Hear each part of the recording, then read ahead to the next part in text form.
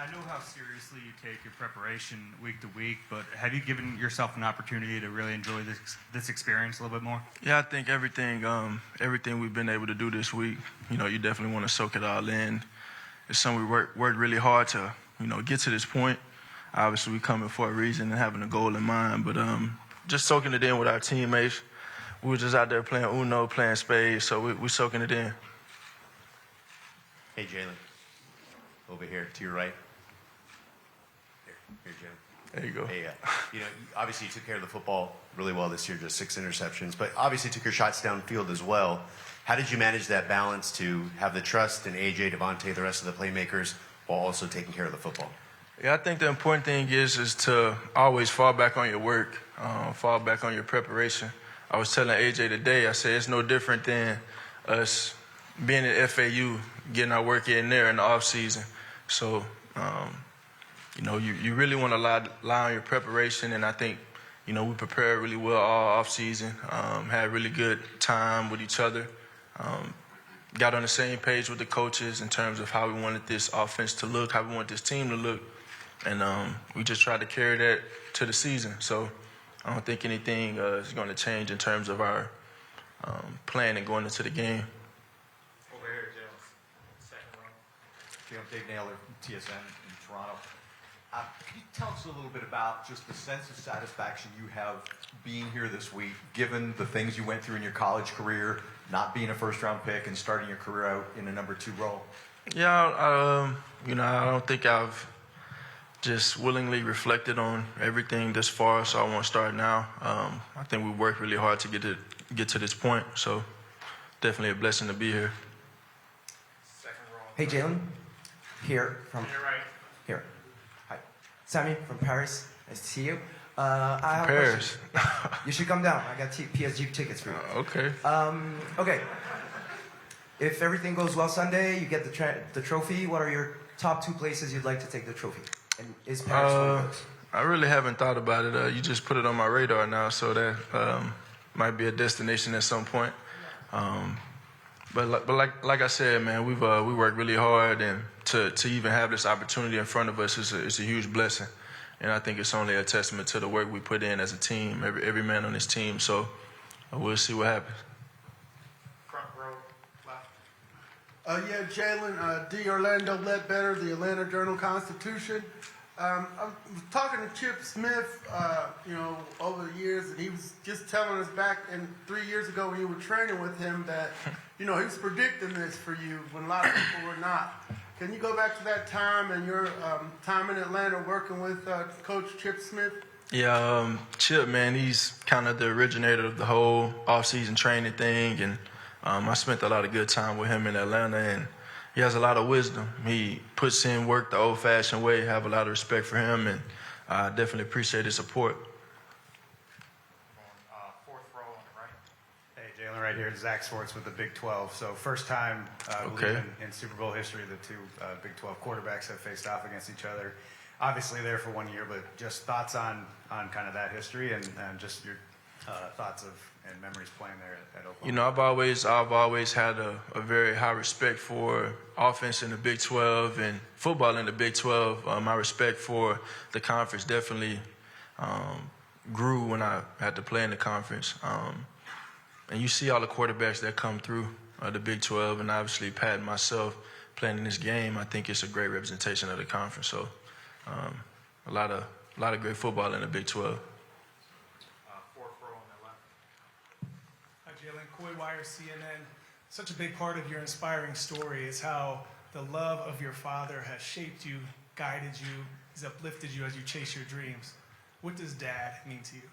It means everything to me. He's my hero. I always talk about, my childhood experiences, and I feel like that's what makes me who I am, leaning on those things and leaning on my time with him. I feel like I'm a direct reflection of him and a spitting image of him in so many ways, and I love him and I respect him for how tough he was on me, how honest he was with me, and the man that he raised, so I don't think there is obviously there isn't a Jalen Hurts with my dad, but I'm not the man I am. I'm not the man I am on the field, off the field. The quarterback I am, the leader I am. I'm none of that without him. So he knows that. He knows that. And he knows I love him. I appreciate him always. 8th row to the right. Jalen right here. Justin Walters with Pix 11 News. A few of your teammates have described you as Socrates many times, and I've heard you obviously seeing them repeat your favorite quotes. I'm wondering if there's a favorite Bible scripture or even a quote you've used this week to rely on for the big game.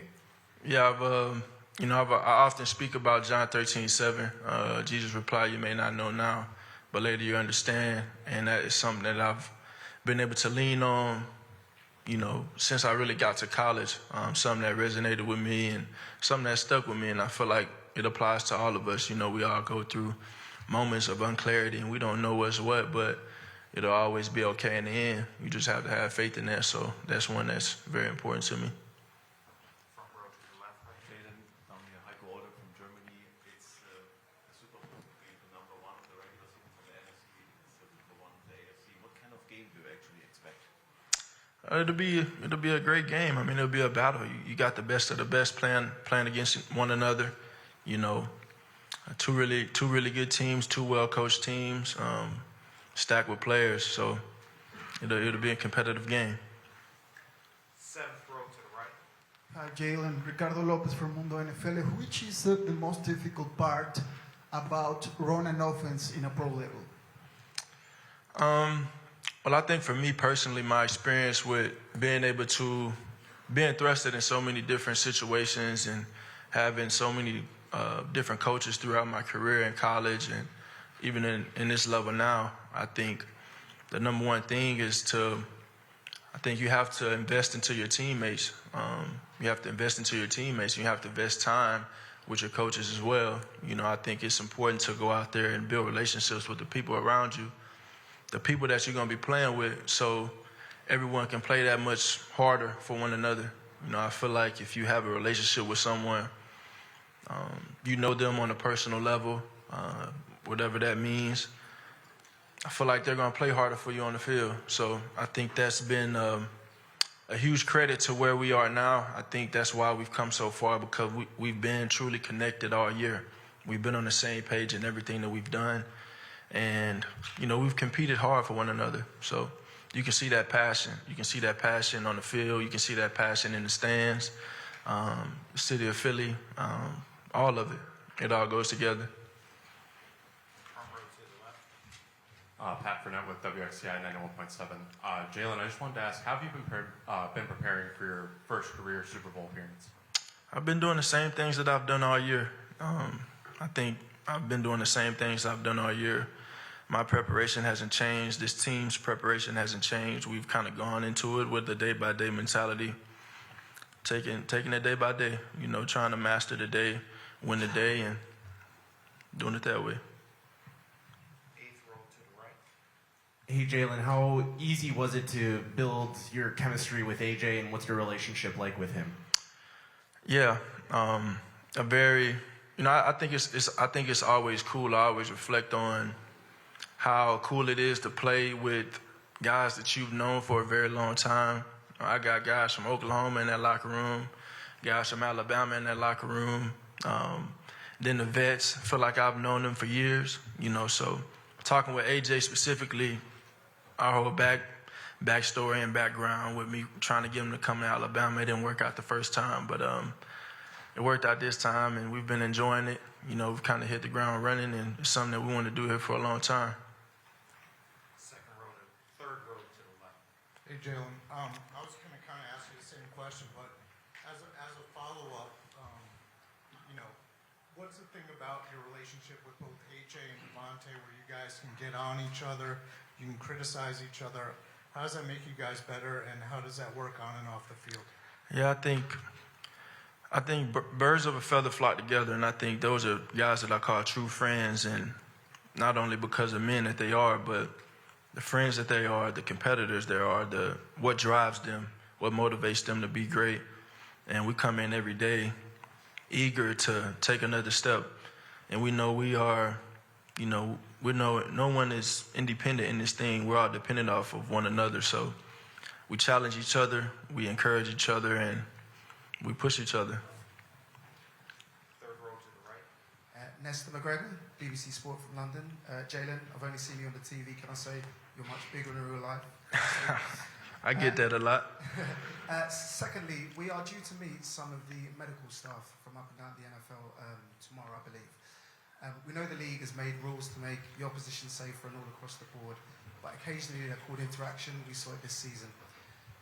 What would you say to them, for the work they do, and how safe do you feel knowing you're in the hands of the very best, if anything does happen on that field? Yeah, I think there's been, just reflect on how much good has happened this year in terms of that. I think you could talk about all the different improvements that you can make, but to have the security and that safety, I think it's very important to all of us. So we appreciate it. I appreciate it. Take two more. Over here to the left. Jalen, Jose Villalba from Multimedios in Millennium, Mexico. Talk about your process of building your character throughout the years since high school, college, pros.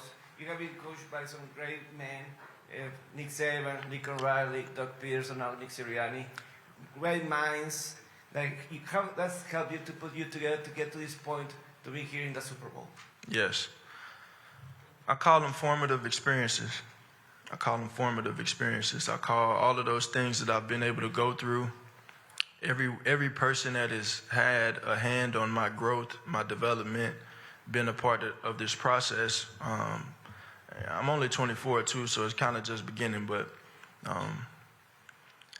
I give a lot of credit to all of that. I always go back and say I wouldn't change anything. And a lot of that started from my father. It all started with my father. My experiences as a coach's kid, being on the sideline, being a ball boy. Some of the best times of my life, a lot of my character, a lot of what I believe in, how I am as a leader, how I try to influence and impact the people around me. It comes from those Texas Friday Night Lights. It comes from those experiences and just the upbringing. So. Good last one. Last one right here. Jalen, is there a sense of pride, if that's what it is, by all the history you're making for the culture, not just being a starting black quarterback in the Super Bowl, but also with your agent, Nicole, being part of the Divine Nine? Is it pride, or what is it that you feel knowing that it means so much for the culture? Yes, it's a ton of pride in everything that's going on right now. And I think when you're thrusted into these situations, you're thrusted with these opportunities at hand, you don't really realize the impact you're doing until you reflect on it. And I think to have these opportunities and be able to represent so many different people, greet, people back home in Texas, quarterbacks that maybe they, said they couldn't do some or whatever it is, and, just believers. Something I definitely have on my heart when I'm out there playing. I definitely never forget where I come from, and most importantly, I know that there are kids out there watching. There's always kids out there watching. Kids back in Texas, Philly, Florida, Cali, here in AZ, wherever it is, it's always a kid out there watching. And I heard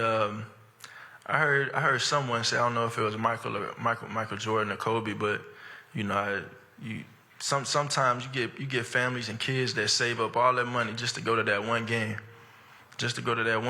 They may not ever get to see you play in person again, so you definitely want to put on a show for them when they come. Okay, thanks, everyone. Thank you.